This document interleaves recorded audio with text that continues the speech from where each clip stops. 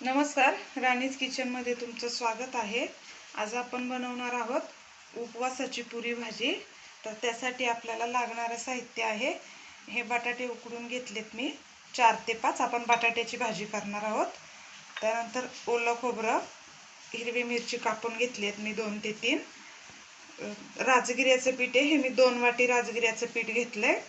2 चमचे साबुदाण्याचं पीठ, मीठ चवीप्रमाणे, तूप आणि तळण्यासाठी आपल्याला तेल लागणार आहे। यातले मी 2 छोटे बटाटे घेतलेले आहेत। ते बटाटे असे स्मॅश करून घ्यायचे चांगले बारीक। तुम्हाला तुमच्याकडे उपवासाला चालत असेल तर तुम्ही जिरा कोथिंबीर टाकू शकता। त्यानंतर आपण साबुदाण्याचं पीठ टाकून घेऊ। चाळून घेते मी पीठ। त्यानंतर राजगिऱ्याचं पीठ,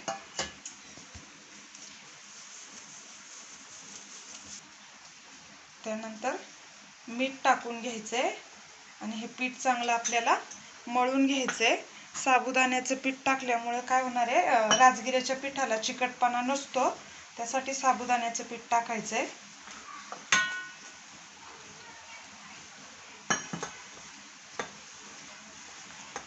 हे बघा, असं घट्ट पीठ मळून घ्यायचंय।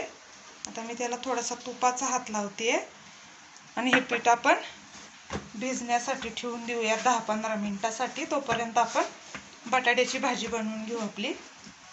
कढईत आता तूप घेते। तुपाऐवजी तुम्ही तेल पण घेऊ शकता। आपल्याला हिरवी मिरची परतून घ्यायची आहे। मिरची परतून झाली की बटाटा टाकून घ्यायचा आहे।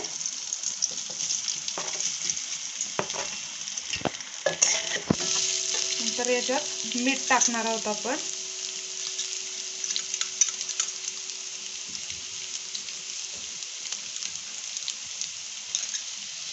खोबरं आपल्याला किसून घ्यायचंय बटाट्यात टाकण्यासाठी। त्याच्याऐवजी तुम्ही शेंगदाण्याचा कूट पण टाकू शकता। आणि हा बटाटा मी तिखट बटाटा करते। तुम्हाला चटपटीत बटाटा करायचा असेल तर त्यात थोडीशी साखर आणि लिंबू पिळून घ्यायचे। त्या बटाट्यात ओलं खोबरं मी किसून टाकते आणि आता हे थोडंसं 1-2 मिनिट भर झाकण ठेवते मी हलवून घेऊन। बघा, आपली उपवासाची बटाटा भाजी तयार आहे। तर आपण पुऱ्या करून घेऊयात।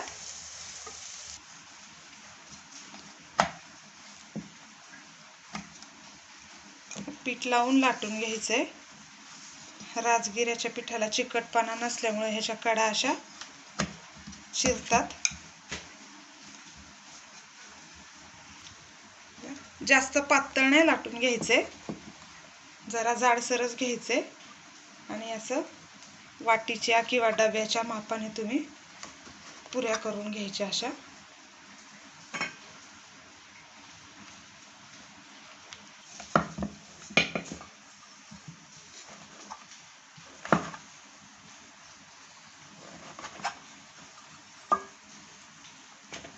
आता आपण पुऱ्या तळून घेऊ।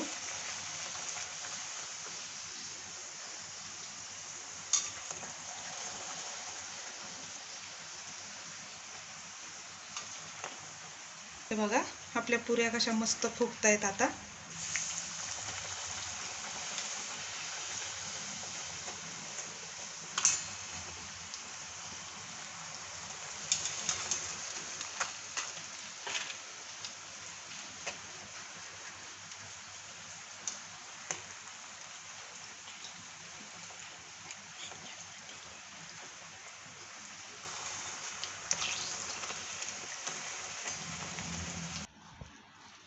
हे बघा, आपली उपवासाची पुरी भाजी तयार आहे खाण्यासाठी।